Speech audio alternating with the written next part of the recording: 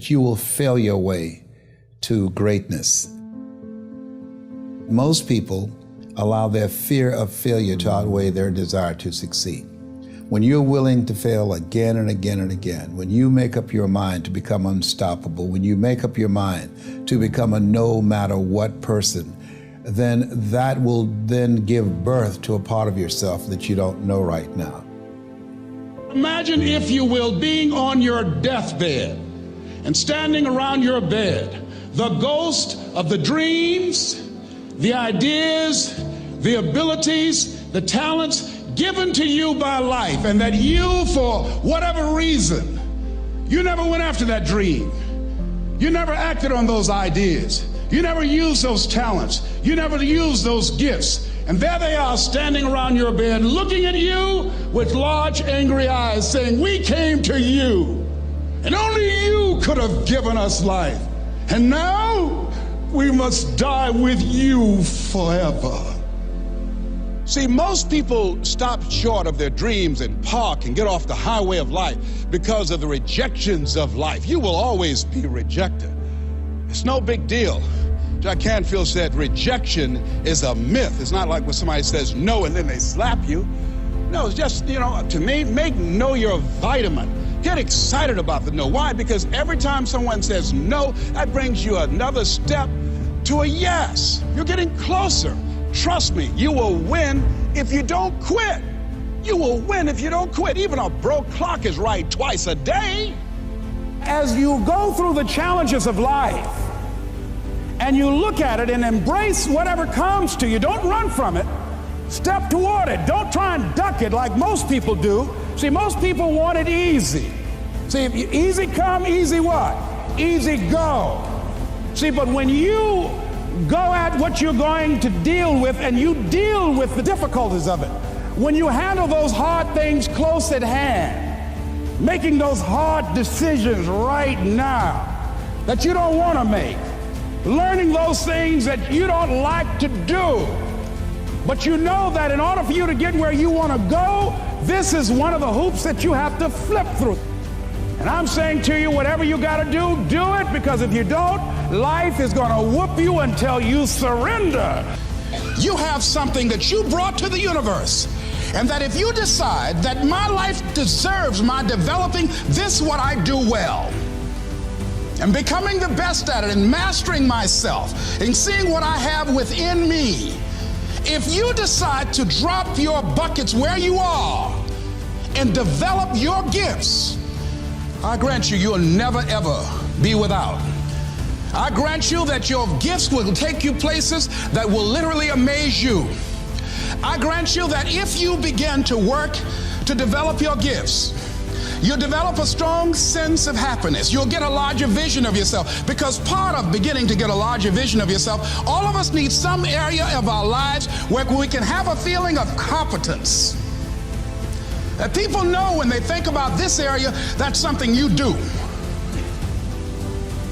That you eat and sleep that. And that you do that. You do that. Changing is not easy. That changing your life, changing habits, reinventing yourself, picking yourself up after life has knocked you flat on your back. I've got to say, when life knocked you down, try and land on your back, because if you could look up, you could get up. Well, that sounds cute, but that's not easy. When I was diagnosed with prostate cancer 17 years ago, that first time that happened, I said, hey, I can handle this. Then when it came back a year later, last year, 17 years later, and this time it metastasized to 7 areas of my body and ate 40% of my T1 vertebrae. Now the stakes are higher. It's this life saying, okay, Mr. Motivator, you beat cancer the first time. What you gonna do now? I started laughing. When the doctor told me, he said, why are you laughing? Are you in denial? I said, no. I said, I feel like Mother Teresa. He said, what do you mean? She said, Lord, I know you know how much I can bear. I just wish you to have so much confidence in me. I said, the stakes are higher. So I've got to dig in and got to fight more, because at the end of the day, life is a fight for territory. And once you stop fighting for what you want, what you don't want will automatically take over. And so it's a fight, it's a challenge in life every day. And what we have to do is embrace it. What we have to do is see it as a project to be worked on. In life, you will always be faced with a series of God-ordained opportunities, brilliantly disguised as problems and challenges. And so I see even cancer as a gift, as a God-ordained opportunity. If you died today, what dreams, what ideas, what talents, what books, what music, what leadership, what voice will die with you? There are a lot of people who are biting their fingers in fear that they might lose their jobs. But there are few people who have decided within themselves, I'm going to make it. Some people aren't waiting to be cut. Some people are moving on their own because they feel within themselves, I've got what it takes to make it. They're not afraid about tomorrow because of how they see themselves, because of what they feel that they deserve, because of what they feel that they can create for themselves. Because these people have decided, as they look at the future, as they look at themselves, there's a way. Where there's a will, there's a way for me to begin to create a way out of no way. And when you have that kind of consciousness, when you have that kind of spirit, nothing can stop you. Nothing.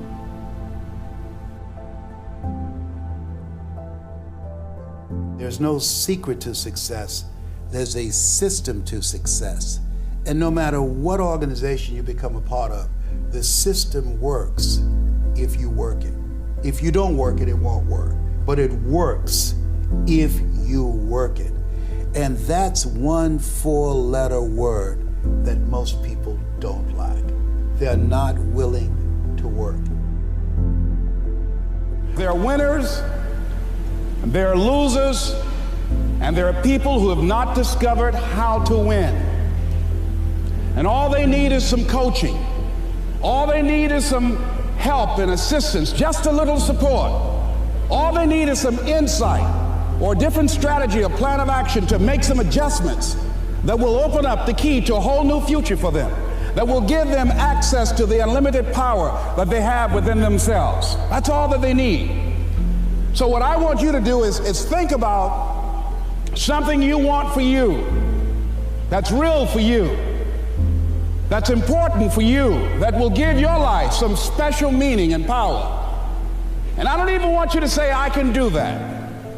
I don't want you to assume that. See, 5 years ago when I started out in this area, I would not have been able to make the mental leap that I would be up to where I am right now.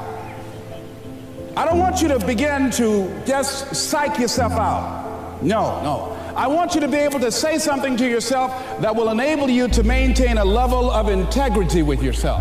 That when you say this, even when you face tremendous setbacks, it will be a benchmark to keep you in the game, to keep you moving forward and experimenting and readjusting your strategy and your plan of action, continuously looking for ways to win.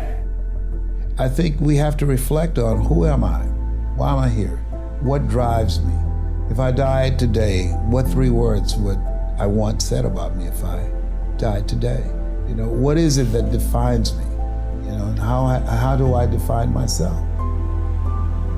So I went to the next mode necessary to start talking to people and seeking and asking for what I wanted and leveraging relationships and trying to find out, how do the people do it that went ahead of me? How do they do it? And then what is it I need to do? How is it I need to train myself, to develop myself? What's the resources that will be required in order to make it happen? And as I start seeking out and asking questions, I started running into people who said, I know someone who can help you do that. And they helped me get connected with those people. Remember, we have so much energy that can take us so far. It's necessary that you hook up with some other energy that can take you to the next level. I hooked up with them. They said, let's go. I said, away we go.